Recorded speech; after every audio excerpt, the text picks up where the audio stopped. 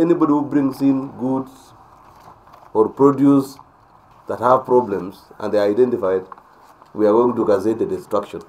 That was the stern warning from the Cabinet Secretary for Agriculture, Felix Koskei, to Kenyan horticultural exporters late last week.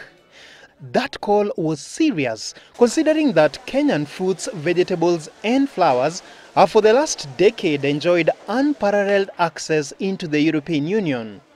But now, a dark cloud of uncertainty is hanging over Kenyan fresh produce, destined for the EU market, as the EU has blacklisted 7 fresh produce items that were found to be containing harmful organisms contrary to EU standards. This is some kind of yellow card, which means if the situation of presence of pests increases from what it is now, we might get a red card.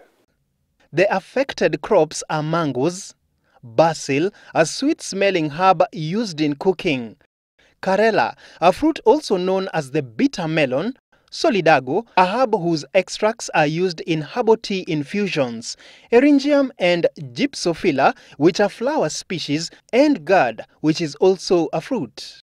Kenya has until 30th September to bring these commodities into full compliance with EU standards. These commodities actually form about 1 to 2% of our fresh produce.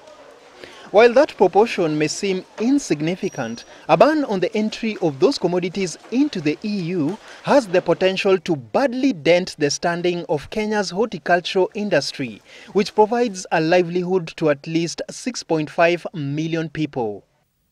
To avert such an eventuality, farmers of fresh produce destined for the export market are advised to engage crop scouts, whose work is to precisely assess the prevalence of pests and crop performance in order to determine the economic risk from pest infestations and disease. Particular attention must also be paid to the pesticides one uses. The look and feel of the commodity also has to meet and exceed the export buyers' expectations. For fruits, they want uniform fruit size. They want uniform ripening stage, what we call physiological maturity. They want packaging that looks attractive.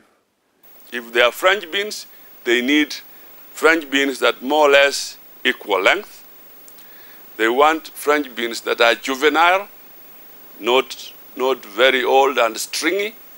And so the writing is clearly on the wall for a sector whose value to Kenya's economy is estimated at 250 billion shillings, of which exports raked in 95 billion shillings, or 38% of the entire sector's value in 2013. As one philosopher so aptly put it, it is quality rather than quantity that matters. Denis Otieno, Smart Farm.